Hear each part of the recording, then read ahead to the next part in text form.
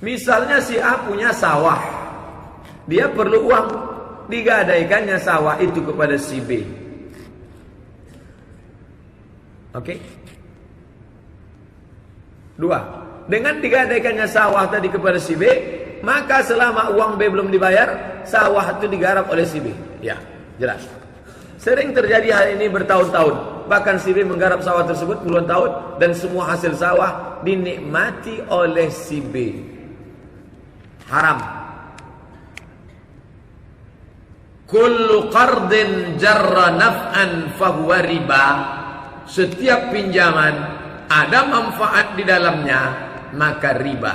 Pak, saya ada kebun sawit 2 hektar. Saya perlu duit Bapak. Pinjam nih saya 50 juta Pak Andi. Lalu kemudian saya pun pinjam duit. Ini surat sawit. Selama belum Ustadz bayar hasil sawit untuk, kapan saya bisa bayar? Ini yang terjadi sekarang. Sawit, gotah karet dengan kebun kelapa, selama belum bisa bayar, hasilnya riba. Makan haram, makan haram, makan haram. Kullu qardin jarra naf'an fahuwa riba. Zaman Nabi jangankan sawit, jangankan kebun, kambing. Kambing, diambilnya susu kambing itu pun riba, haram. Mana menolong? Oh, itu bukan menolong, itu menjerat leher itu. 20 tahun dia tak akan bisa bayar. Rentenir, sama dengan rentenir. Nampaknya menolong, bukan menolong. Ini batil, makan haram, makan riba. Ada sebuah lembaga di sana memberikan info ke orang-orang untuk membantu memberikan pinjaman kepada orang yang sedang membutuhkan pinjaman. Lembaganya memberikan fasilitas kepada peminjam untuk menginfokan kebutuhan dia kepada orang-orang melalui website. Jadi seperti diiklankan, sehingga bisa dengan mudah mendapatkan pinjaman. Income dari lembaga tersebut adalah infak operasional 0-25% diberikan kepada si pemberi pinjaman. Dan sifatnya apa ini?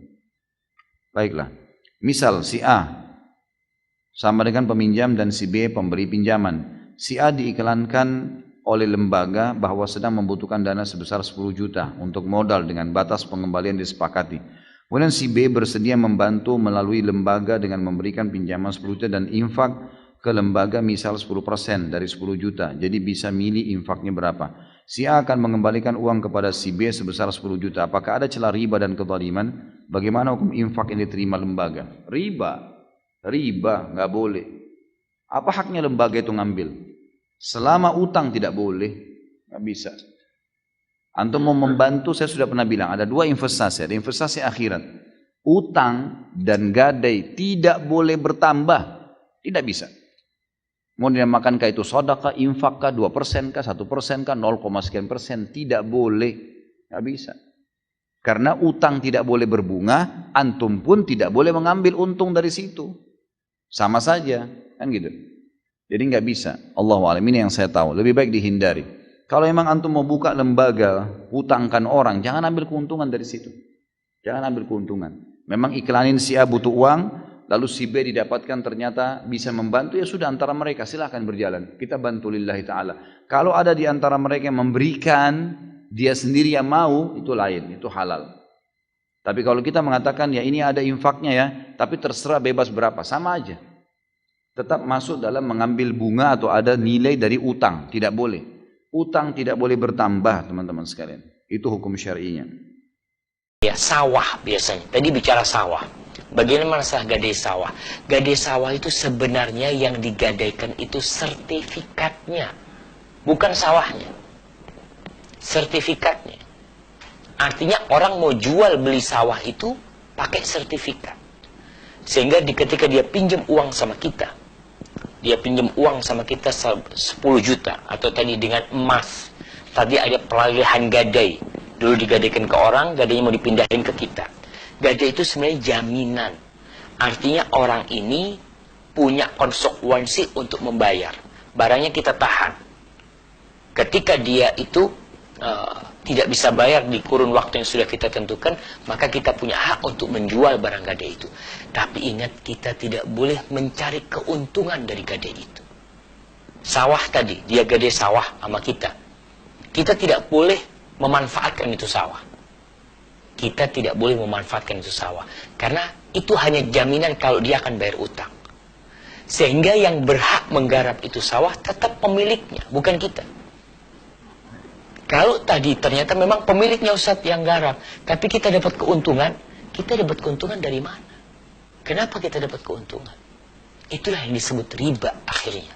Kullu qardin jarra naf'an fahuwa riba.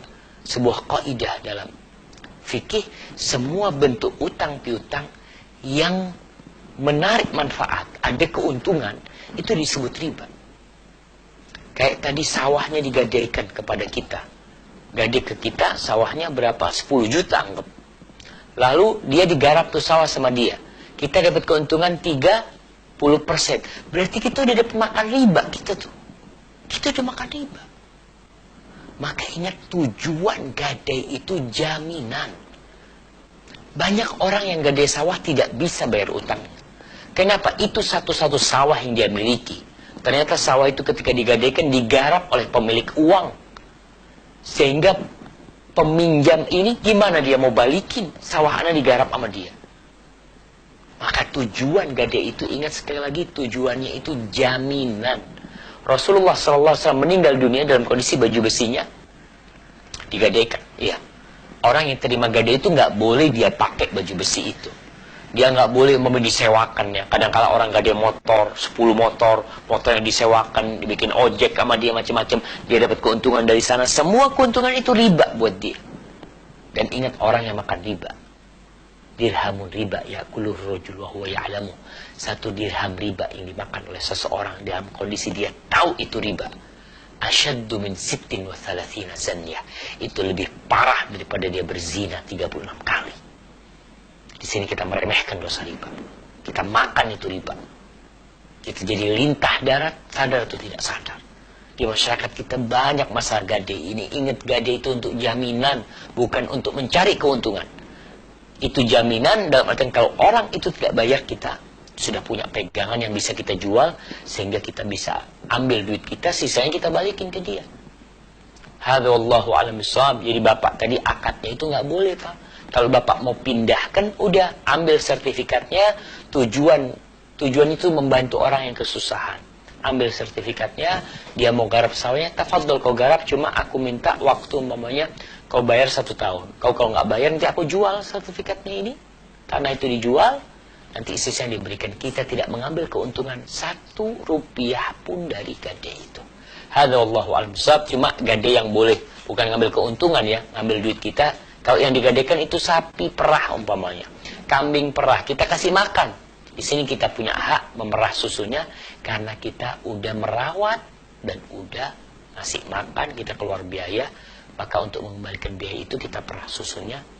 Hadza wallahu a'lam bissawab. Itu yang bisa Anda sampaikan. Mungkin ini sebagai pertanyaan terakhir ya. Mudah-mudahan